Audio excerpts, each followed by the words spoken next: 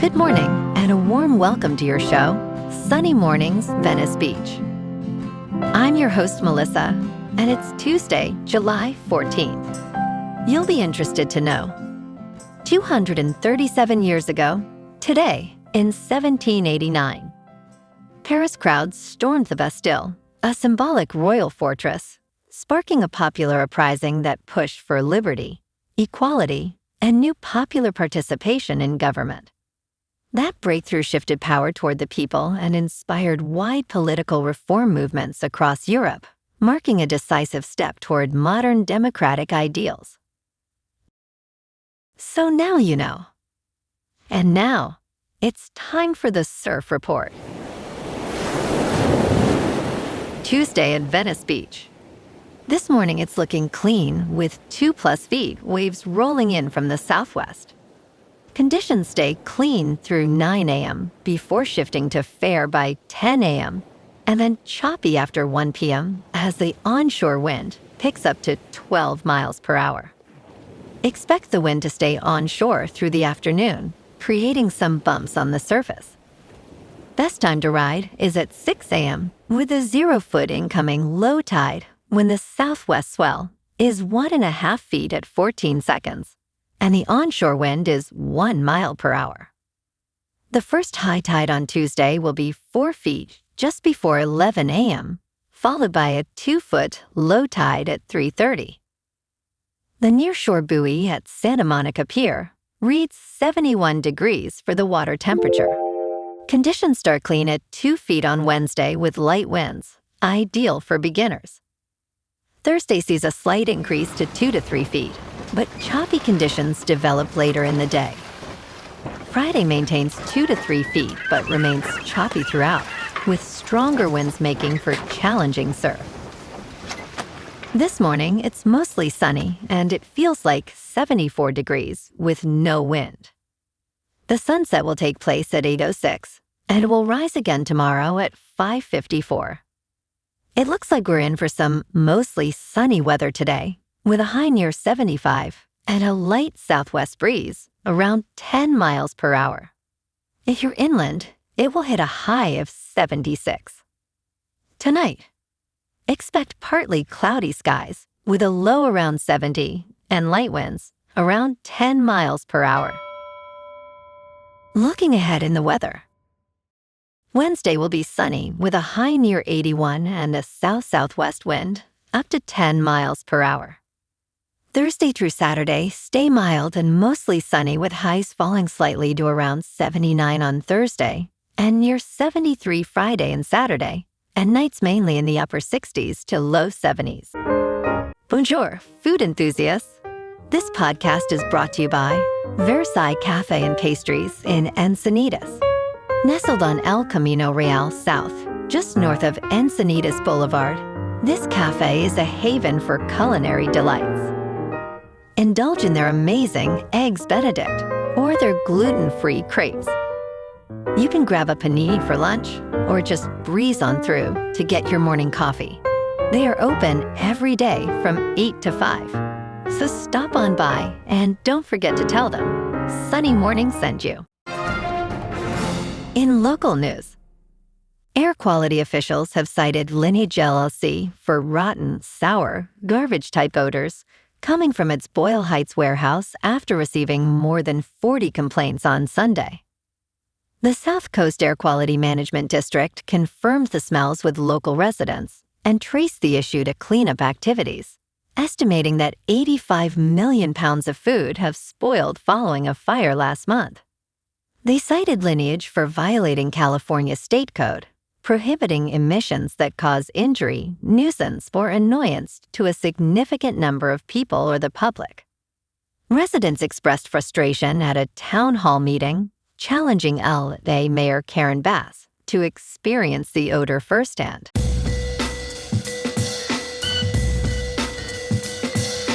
Now on to sports.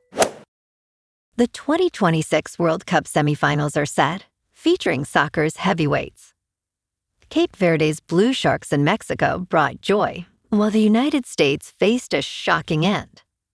Cristiano Ronaldo and Luka Modric bid farewell, as Brazil, Germany, and Uruguay struggled. The semifinals will showcase France against Spain and Argentina versus England, with matches at AT&T Stadium and in Atlanta. Spanish coach Luis de la Fuente emphasized that everyone is a heavyweight.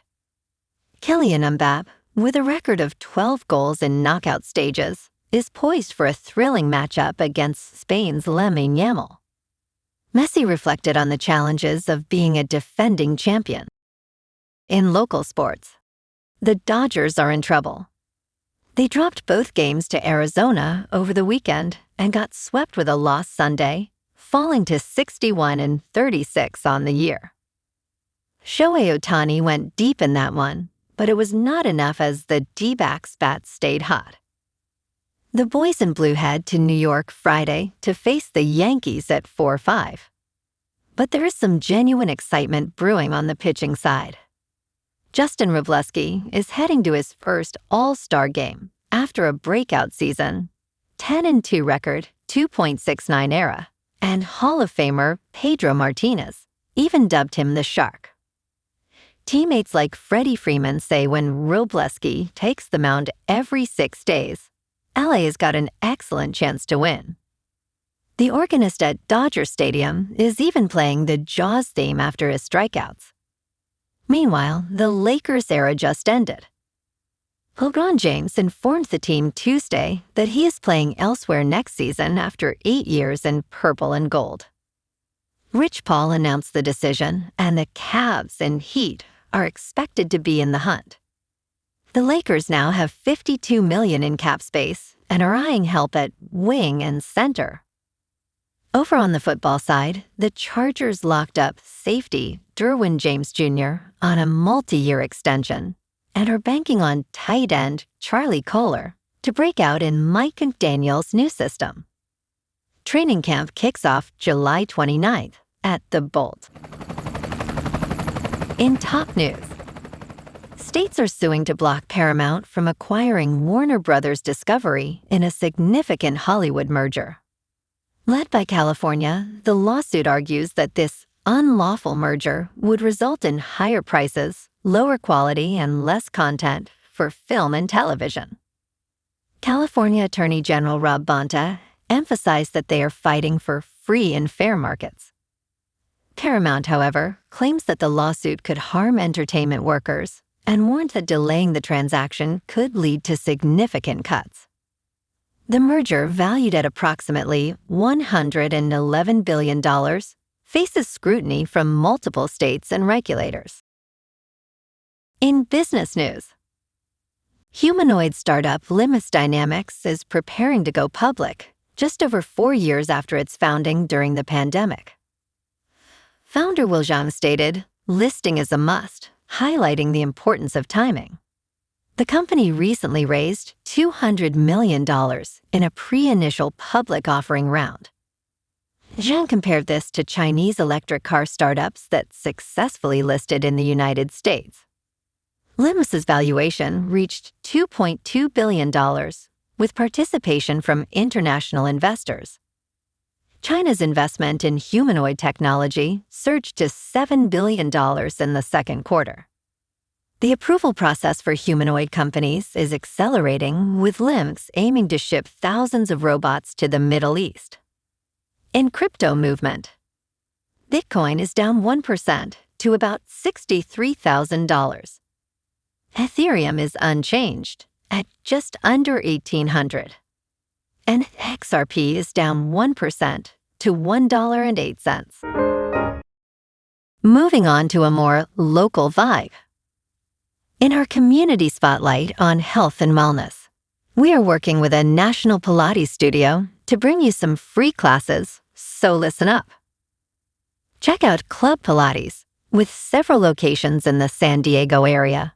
Pilates presents a comprehensive wellness approach, cultivating strength, reducing tension, and elevating mental well-being. Scientific research affirms its benefits. So now you can check out Club Pilates for a free class, with locations in Encinitas, Solana Beach, Oceanside, La Jolla, and more.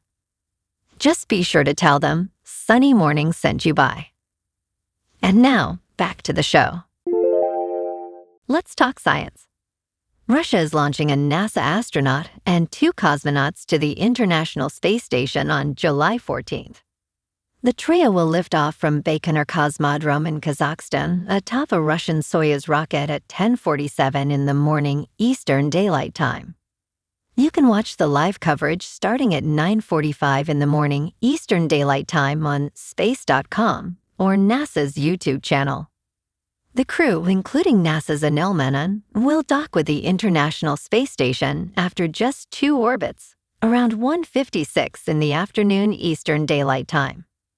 Menon will conduct various scientific experiments during their 8-month mission. And in entertainment news, Disney's live-action Moana did not make the splash expected, leading to questions about its box office potential and the future of animated remakes. Despite anticipation of an opening above $60 million, the film debuted with only $43 million in North America, marking one of the weakest debuts for Disney's remakes. With a production budget of $250 million, the film struggled against competition from other family films. Critics gave it a 34% approval score, though audience response was more positive, with an A Cinema score. The timing of its release, alongside the upcoming Moana 2, may have impacted its performance. Well, alrighty folks, it's time for the quote of the day. And today, our quote comes from the French philosopher and writer Jean-Jacques Rousseau. And he said, "Man is born free, and everywhere he is in chains. This reflects the enduring struggle for liberty and equality, themes that resonate with the storming of the Bastille and the pursuit of democratic ideals." And that's a wrap for this morning. You can check out our Instagram, YouTube, and TikTok for some captivating aerial videos with local news and the surf reports. Have an amazing day, my good friends. We'll see you tomorrow with another episode of Sunny Mornings Venice Beach.